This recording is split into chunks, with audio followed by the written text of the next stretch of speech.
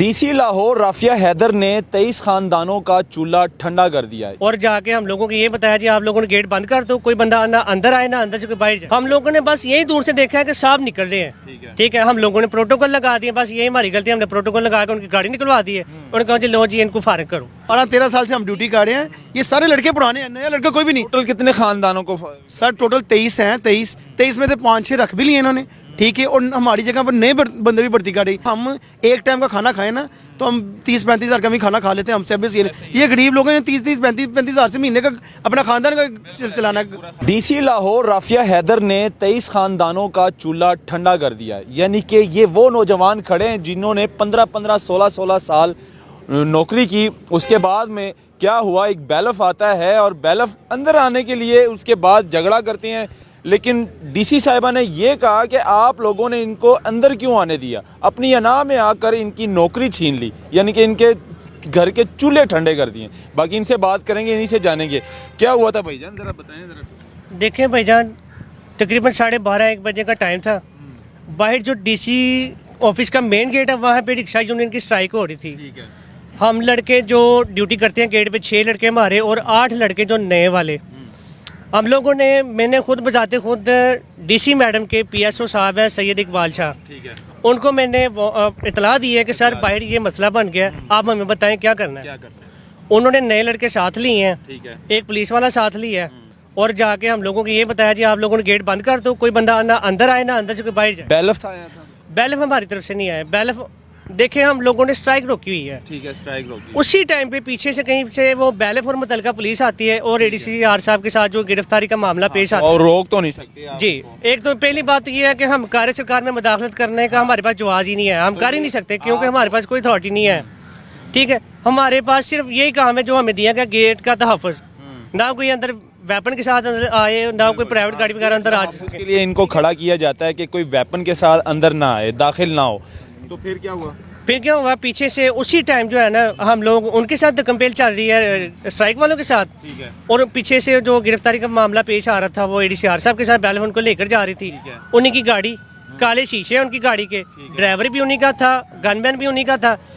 हम लोगों ने बस यही दूर से देखा है कि साहब निकल रहे हैं, ठीक है। हम लोगों ने प्रोटोकॉल लगा दिए, बस यही हमारी गलती, हमने प्रोटोकॉल लगा के उनकी गाड़ी निकलवा दी है। उन्होंने कहा जी लो जी इनको फारिग करो, ठीक है। और एडीसीआर साहब एडीसीआर ने फारिग करवाया आपको? नहीं, एडीसीआर साहब ने इतला की है ना, तो ये वल्लाह आलम क्या हुआ है, डीसी साहबा ने हमारे सिविल डिफेंस जो ऑफिसर हैं मलिक इरफान साहब को फोन किया जी इनको फारिग कर दें, ठीक है।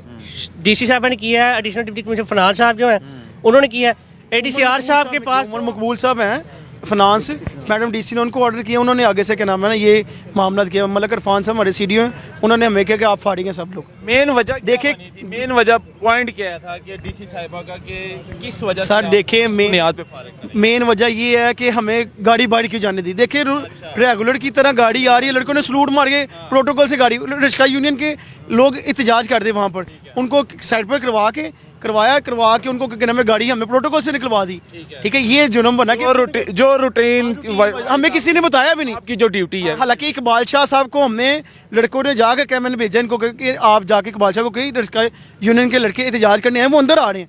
हमारी उनके साथ धक्का। कितने साल नौकरी हो? मेरी 12-13 साल हो गई। 12-13 साल से हम ड्यूटी कर रहे हैं, ये सारे लड़के पुराने हैं, नया लड़का कोई भी नहीं। टोटल कितने खानदानों को?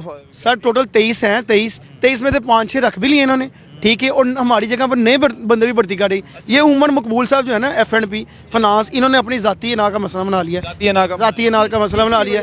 मेरी बात है जो मर्जी कर लो, इनको बहाल ही नहीं करना, हम मर्जी हो ये तो रखना ही नहीं गा। सिर्फ एक ही बात कर रहे हैं, इनका काम होना नहीं है। वुकला वगैरह गए हैं, हमने नहीं भेजा, वुकला वगैरह खड़े होते हैं हम परेशान, तो उन्होंने क्या मसला बन गया। सर देखिए 1.5 महीना हो गया हमें फारिग किया हुआ, इनका आप लोग तो इतने अच्छे हो यार, इतनी देर से ड्यूटी कर रहे हैं। वो कहीं खुद गए हैं रिक्वेस्ट करने गए हैं, तो उमर मकबूल साहब कहते हैं कि जो मर्जी कर ले, इनको हमने बहाल नहीं करना। उनकी बहस भी अंदर की क्यों नहीं करना, वो बच्चे हैं, 20-22 लोगों के घरों के झूले हमें बंद कर दिए, हम तो सेब हैसियत लोग हैं। हम उन्होंने उनको कहा कि हम एक टाइम टाइम का खाना खाएं ना तो हम 30-35 हज़ार का भी खाना खा लेते हैं हमसे अभी ये गरीब लोगों ने 30-35 हज़ार से महीने का अपना खानदान का चलाना है। हाँ ये उन्होंने, लेकिन वो कहते हैं जो मर्जी कर लें, वो बंदा अपनी नाम है आया हुआ है। नाम है। हमारे CDO साहब को वो जो कहते हैं वो करते हैं। CDO साहब भी कोई चक्कर कहते हैं मेरे पास में कुछ भी नहीं है। ज़ाहिर बात उन्होंने भी अपनी नौकरी बचानी है। जो मैडम DC ने उन्होंने होना क्या है, मुतालबा किससे है आप? हमारी वज़ीर से मोहसिन नकवी साहब के आप पढ़े लिखे इंसान है वज़ीर आला साहब, आप बहुत पढ़े लिखे इंसान हैं, एक सहाफ़ी हैं और इस चीज़ को आप बहुत अच्छी तरह समझते हैं और आपकी ज़िम्मेदारी भी है।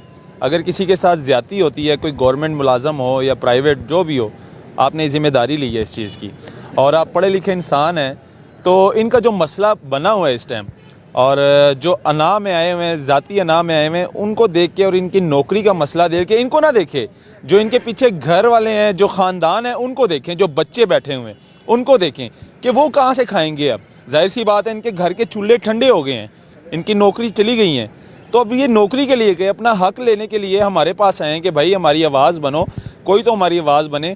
तो जाहिर सी बात है, इन जैसे भाइयों की हेल्प करनी चाहिए, देखना चाहिए। ADCR साहब ने हमें खुद माफ़ी दी। उन्होंने कहा बेटा आप लोगों का कोई कसूर नहीं।